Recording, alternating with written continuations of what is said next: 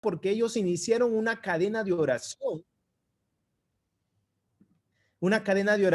que duró alrededor de 100 años, hermanos. 100 años ininterrumpidos de oración las 24 horas. Usted se imagina eso, qué tremendo, 100 años. Se dice que en los primeros años nada más, producto de la oración, ellos lograron enviar más de 3,000 misioneros al mundo. También se dice que en 10 años los moravos hicieron más en misiones que todo el cristianismo en todos los 200 años anteriores. Imagínese usted qué tal impacto, qué tal avivamiento, ¿no? De este grupo llamado los moravos. Pero a pesar de este gran avivamiento y de muchos otros que le siguieron a ellos, la Biblia nos menciona de un avivamiento sumamente importante y crucial, un avivamiento de alcance mundial. Mire por favor Mateo capítulo 24 y el verso 14, que va a ser nuestro pasaje de estudio, ¿no? Mateo capítulo 24, verso 14, que habla del último avivamiento que será de alcance mundial, donde todas las naciones escucharán el evangelio. Y de ese último y quizás más glorioso avivamiento que veremos, hoy quiero hablar. Hoy vamos a desarrollar el tema. ¿Está bien, hermanos? En Mateo 24, 14. Uno de ustedes lo va a leer más adelante, pero antes dediquemos unas palabras de oración para que sea Dios hablándonos, usando este pasaje para darnos claridad de nuestra misión, de nuestra responsabilidad como creyentes en la obra misionera para alcanzar las naciones. Así que por favor acompáñeme ahí donde usted está para poder dar unas palabras de oración. Señor, te damos gracias por tus bendiciones. Gracias porque tú eres un Dios que ha tocado nuestros corazones, que ha visto, Señor, nuestra maldad, que ha visto la suciedad, Señor, de nuestras vidas, que nos ha sacado del hoyo, Señor, para poder vivir junto contigo y ser limpiado por tu sangre bendita, por esa sangre que le costó la vida a Jesucristo. Por ese mandato precioso de ir y hacer discípulos de todas las naciones, Señor.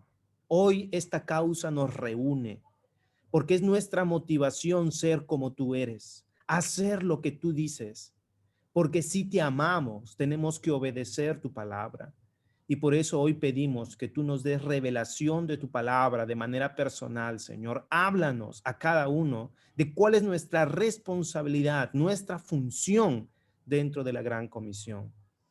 Háblanos a través de este pasaje. Aviva nuestros corazones, mi Señor, porque nunca sucederá un avivamiento misionero, sino empieza un avivamiento personal de oración en nuestras vidas, mi Señor. Así que te pedimos que tu Espíritu Santo se mueva en medio de este tiempo y que nos ayudes con toda la tecnología para que el mensaje pueda llegar, Señor, de manera correcta. Dejamos todo en tus manos. En el nombre de Jesús. Amén. Amén, amados hermanos. ¿Están ahí conmigo? ¿Ok? Amén. Amén, ok. Estamos ahí entonces. Vamos a ver Mateo capítulo 24, verso 14. Hay muy pocos que veo sus videos. Solamente de 3 personas las veo, los demás no los veo, pero confiamos en que están con nosotros siguiendo este tema, este pasaje. Leámoslo juntos. Mateo capítulo 24, verso 14. Y será predicado este evangelio del reino en todo el mundo para testimonio a todas las naciones, y entonces vendrá el fin. Un pasaje corto, muy sencillo, y el contexto de este pasaje inicia en el verso 3 de este capítulo 24, cuando los apóstoles, ¿no? Los discípulos del Señor Jesús, sentados en el Monte de los Olivos, le hacen esta pregunta a Jesús: dinos cuándo será el fin. Danos una señal, esa señal que habrá de tu venida y del fin del siglo. ¿Cuál es esa señal? Y por eso Jesús les responde, ¿no? Durante todo este capítulo 24, que se levantarán cristos, que habrá rumores de guerras, que habrá peste, que habrá destrucción. Y parece que todo este contexto de malas noticias termina quizás con una, en esta primera parte, que realmente anima el corazón de todo creyente. Verso 13 y verso 14, ¿no? Verso 13 dice, mas el que persevere en medio de toda esta tribulación, el que persevere hasta el fin, este será salvo, ¿no? Y este evangelio será predicado, este evangelio del reino será predicado en todo el mundo para testimonio a todas las naciones, y entonces vendrá el fin. Y esto es muy importante, mis amados hermanos. Vamos a hablar de este avivamiento misionero, de este avivamiento de alcance mundial. En primer lugar, vamos a desarrollar este tema en dos partes. Un avivamiento que alcanza a todas las naciones. De eso vamos a hablar el día de hoy, de un avivamiento que alcance a todas las naciones. Han habido avivamientos que han alcanzado ciudades, que han alcanzado muchas personas, a veces hasta naciones enteras, pero este avivamiento tendrá un alcance mundial, un alcance de todas las naciones. Tremendo, ¿verdad? Ahora, ¿cuál es la actualidad de las misiones? Podríamos decir que a pesar de todo el esfuerzo misionero hecho durante muchos años, hoy más de la tercera parte del mundo no ha escuchado del evangelio. Aún existen muchas naciones que no tienen la Biblia completa en su idioma. Y esta es la preocupación más grande que hay.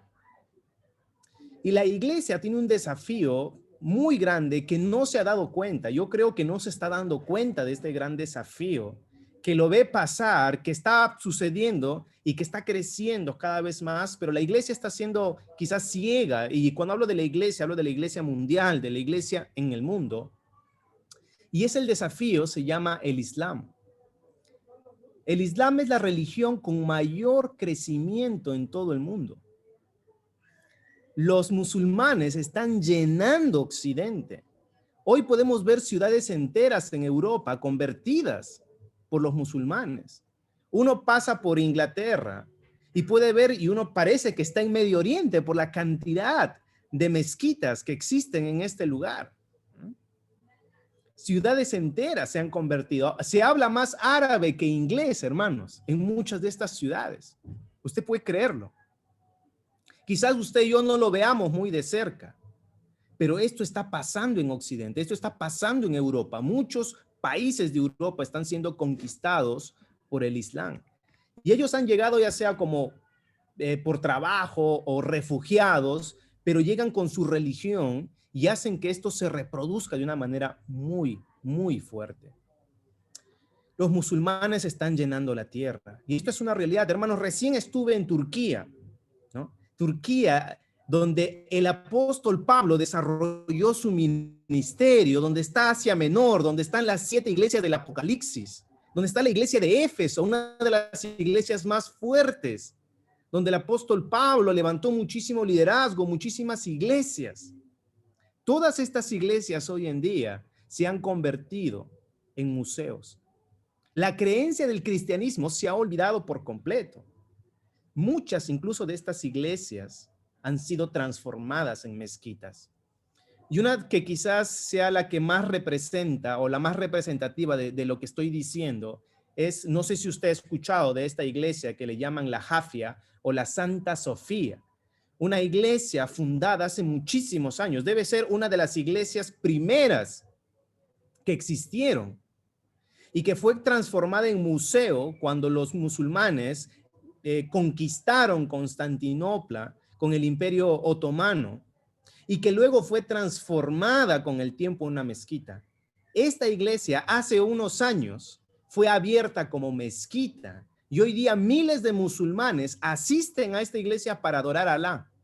Donde se adoraba a Jesús, hoy se está adorando a Alá. Esta es la realidad.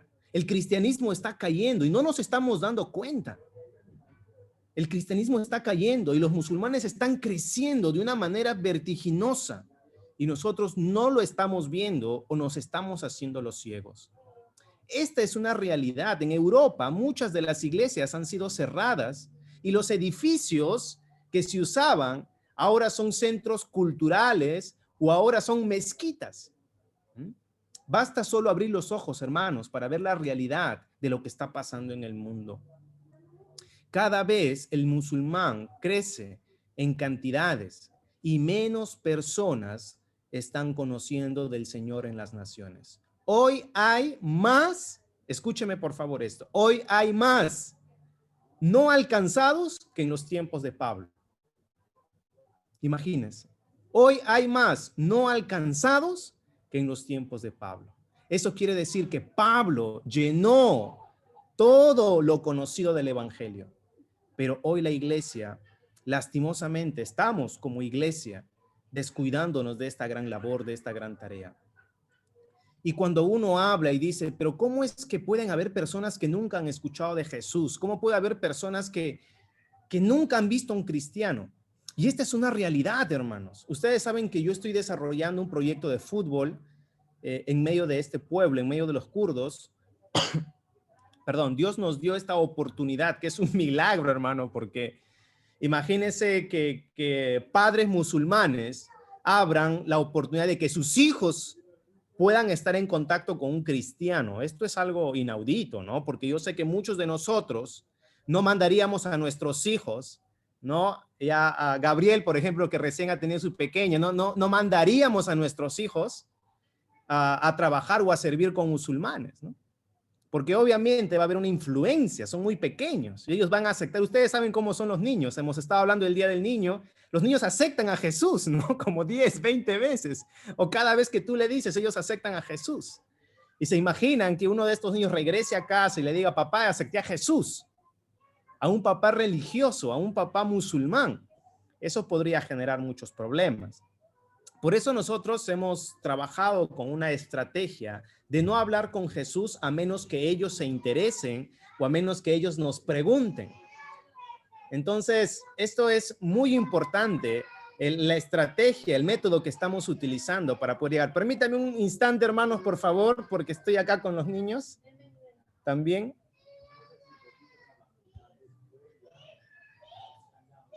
Un ratito para cerrar la puerta. Marilis, ¿me puedes ayudar con Emanuel, por favor?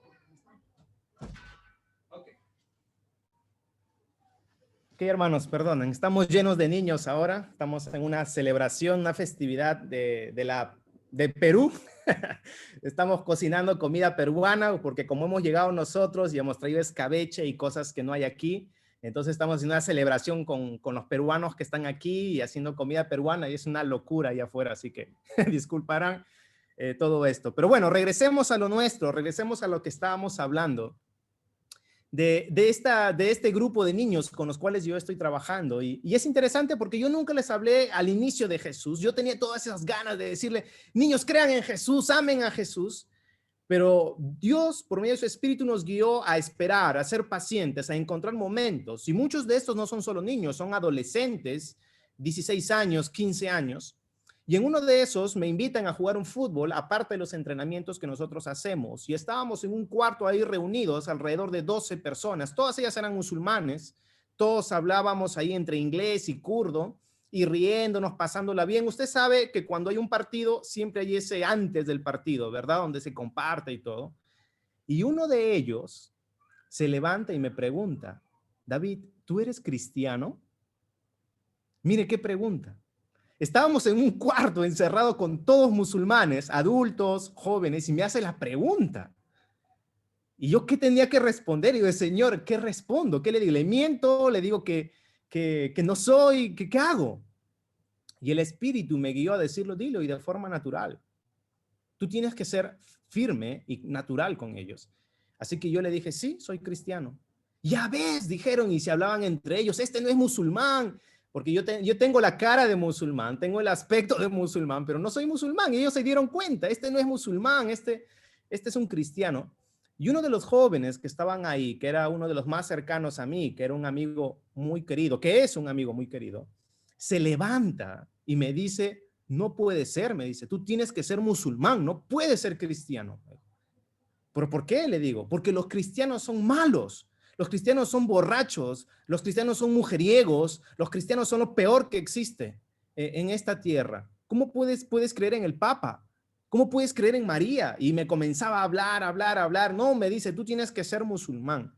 Él no podía entender cómo pudo haber pasado de que tenía un amigo cristiano. Él no podía entender. Él pensaba, creo yo, que yo era musulmán. Y eso me abrió puertas con él. Pero cuando se enteró que yo era cristiano, eso generó un conflicto en su mente de este adolescente de 15 años, 16 años, ¿no? De decir, ¿cómo puede ser posible que David sea cristiano si David es bueno y los cristianos son malos? Si David es mi amigo y los cristianos son enemigos. Entonces era un conflicto muy grande en este joven y ya nos llamaron para jugar el partido y ahí íbamos, pero él me jalaba de la camiseta y me decía, conviértete a musulmán, conviértete a musulmán. Y yo le decía, tranquilo, mira, yo puedo ser cristiano y amarte como musulmán. No hay problema, cristiano, los cristianos amamos a los musulmanes. Y él me dijo, no, y me miró y es un, como digo, jovencito de 15 años, 16, pero es muy alto, es bastante alto porque es futbolista. Y él me miró y me dijo, ¿sabes que te puedo matar? Y yo lo miré y le dije, sí, pero ¿me vas a matar? Y él me dijo, no, porque eres mi amigo, pero por favor conviértete al Islam, conviértete a ser musulmán. Te doy toda la plata que tengo, me dijo, ¿no? Y yo le dije, no, no es necesario hacerlo. Yo te amo siendo como soy. Yo soy cristiano. Después me enteré que muchos de estos jóvenes y niños con los que yo estoy trabajando es la primera vez que ven a un cristiano. Siempre han escuchado de ellos, siempre han visto las películas y piensan que cuando ven una película de Hollywood, esos son los cristianos, por eso tienen un concepto tan malo del cristianismo. Sin embargo, cuando conocen a uno, eso les cambia la perspectiva que ellos tienen. Ellos tienen solo un modelo de vida, que es el Islam, pero cuando aparece otro modelo, eso genera un conflicto. Y más si ven que es una persona que les ama, que transforma sus vidas. Y esto es tremendo. Por eso esto a nosotros nos ha motivado como familia el poder estar aquí, porque estamos en medio de un pueblo no alcanzado. Un pueblo que no tiene un testimonio de Jesús, que no tiene una iglesia. En el lugar donde estamos no hay una iglesia cristiana. Son todas mezquitas, ¿no? No hay cultos. Nadie le está rindiendo culto al Señor, ¿no? Y generaciones han pasado sin escuchar de Jesús. Y eso es lo que nosotros motiva a nuestros corazones a poder estar aquí. Es una experiencia muy linda ser el primer cristiano de toda una generación de gente que nunca ha visto uno y demostrarles a Jesucristo quién realmente es Él. Es tremendo, hermanos. Es una emoción que no la puedo explicar con palabras, de ser el primer cristiano que muchos conocerán y que muchos dirán, conocí a uno, ¿no? Qué tremendo, hermano. Y jovencitos, ¿no? Tantos años para trabajar con ellos.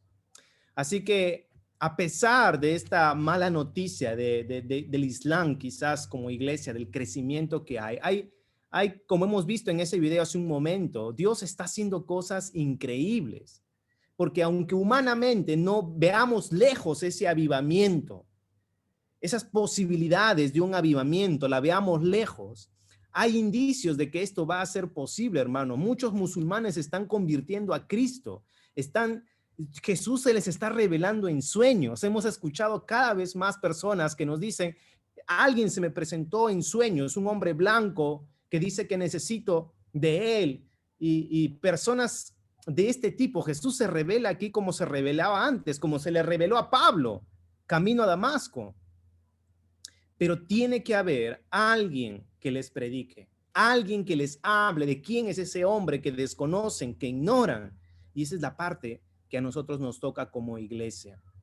Nosotros tenemos a un kurdo que está llevando clases de Biblia con nosotros. Él viene porque él ha rechazado ya el Islam y fue interesante porque él comenzó a venir con nosotros y su papá no le dijo nada porque su papá es un poquito más liberal, pero su tío, que es un poco más religioso, lo buscó en su casa porque se había enterado de que se estaba reuniendo con nosotros y le dijo, si tú te conviertes a cristiano, yo te mato. Esto nos enteramos porque él dejó de asistir a nuestras reuniones y cuando le preguntamos, oye, ¿qué pasó? Él no quería decirlo, pero después nos contó. Hoy sigue asistiendo, pero lo hace de una manera oculta para que su familia, su tío no se entere, ¿no? Ese es podría decir, el sacrificio que ellos tienen que hacer, la cruz que tienen que cargar, amados hermanos. Pero gente se está convirtiendo al cristianismo y eso es lo que nosotros podemos tener como aliento, ¿no? Así que oremos por ese avivamiento que será de alcance mundial, que toda nación conocerá del evangelio. En segundo lugar, este avivamiento no solo será mundial, de alcance mundial, sino que marcará el fin de los tiempos. ¿Qué dice la palabra? Y entonces vendrá el fin. Cuando el evangelio sea predicado en todo el mundo para testimonio a todas las naciones, entonces vendrá el fin.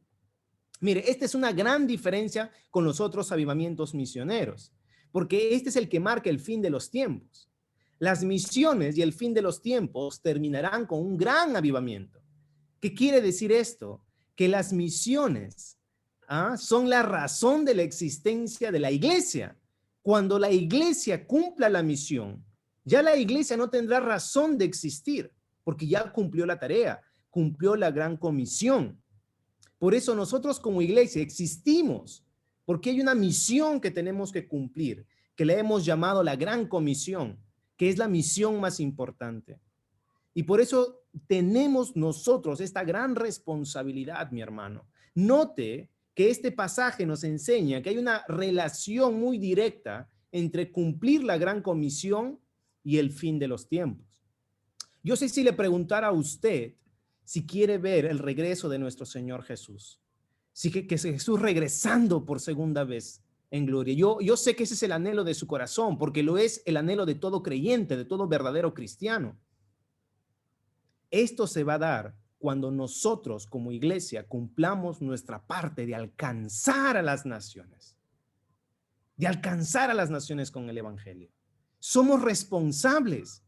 La señal del fin de los tiempos es esta, es la predicación en todo lugar, y entonces vendrá el fin, y entonces el Señor Jesucristo vendrá.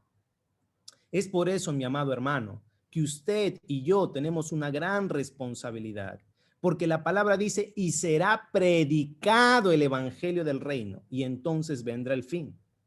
Esto quiere decir que Dios estableció que por medio de la predicación, la gente, las naciones iban a convertirse a Cristo. No por medio de sueños, no por medio de milagros, no por medio de revelaciones, que las hay, pero Dios estableció que por medio de la predicación la gente viniera a sus pies. Dios lo pudo haber hecho él solo, sin necesidad nuestra. Él pudo haber alcanzado el mundo, pero Dios en su soberanía eligió al hombre y al creyente para poder ser parte de este gran avivamiento. ¿No se siente usted privilegiado? Esta es una de las grandes motivaciones personales que yo tengo, de saber, de traer a mi familia tan lejos, hermano, en un viaje de 3 días, con 2 bebés, con la suegra que hemos venido.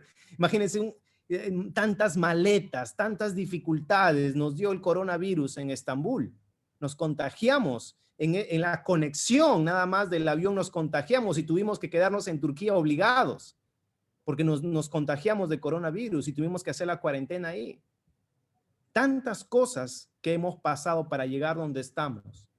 Pero ¿sabe cuál es la motivación de nuestro corazón? Saber que es nuestra responsabilidad predicar el evangelio donde nadie lo está haciendo.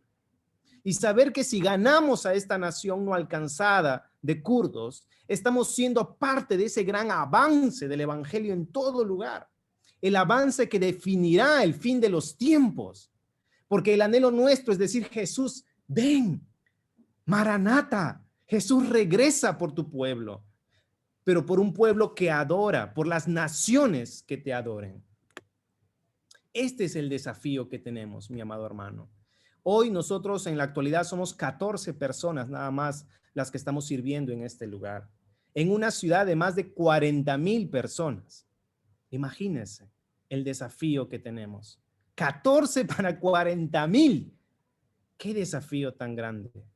Pero confiamos en que Dios nos ayudará y que lograremos nuestro objetivo para alcanzar a estas personas, personas que nunca han escuchado del evangelio y que tienen su futuro en el infierno, a menos que alguien intervenga, a menos que el amor al Señor nos mueva.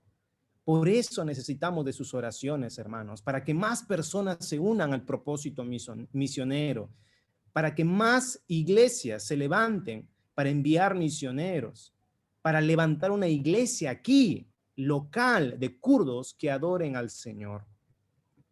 Nosotros, mi amado hermano, como iglesia, somos los responsables de cumplir la gran comisión. Y aunque no todos tenemos que ir, sí todos tenemos que estar involucrados de alguna manera. Y una manera preciosa de hacerlo es a través de la oración. Algo que le va a costar su tiempo, y el tiempo es valioso, pero que usted lo puede hacer. Orar por los misioneros, sobre todo por aquellos que están en campos difíciles. Tuvimos a una misionera recientemente aquí que vino muy grave emocionalmente. Ella venía de Afganistán, una tierra muy difícil. Y usted sabe cómo está la situación de Afganistán ahora, o si no ha escuchado, los talibanes están haciendo un revuelo y están gobernando toda esta parte, y ella ha tenido que dejar todo y salir, y ha sido muy fuerte para ella porque ya estaba avanzando en compartir el evangelio. Así que hay personas que están sufriendo por la causa del evangelio, hermanos, misioneros en el mundo sufriendo, cristianos sufriendo por la causa del evangelio, como vimos en este video. Y por eso tenemos que orar. Si no empezamos un avivamiento de oración como lo hicieron los moravos, sin la oración no vamos a tener misiones. La base de toda obra misionera, mi amado hermano, es la oración. Y si usted no se compromete a orar, no habrá avivamiento. No habrá avivamiento. Porque el avivamiento empieza cuando tú haces un compromiso con Dios de orar por lo que Él ama, por lo cual Él dio su vida por las naciones. Y por eso nosotros también debemos dar nuestra vida por las naciones. Ore por los misioneros y por los que están en el campo. Comprométase. Y quiero terminar simplemente diciendo que si queremos ser gran parte de este avivamiento misionero, debemos empezar con un avivamiento personal, un compromiso a orar por la obra misionera y los misioneros en el campo. Que Dios llene nuestro corazón para alcanzar a los no alcanzados y que seamos fieles en cumplir esta gran comisión que nuestro propio Señor Jesús nos dejó, de ir y hacer discípulos a todas las naciones. Que el Señor nos ayude, mis amados hermanos, y sé que el Señor dará vida a su palabra en sus corazones. Así que gracias por oírme, gracias por estar aquí con nosotros, y eso es lo que el Señor quería hablarnos en esta mañana a nosotros.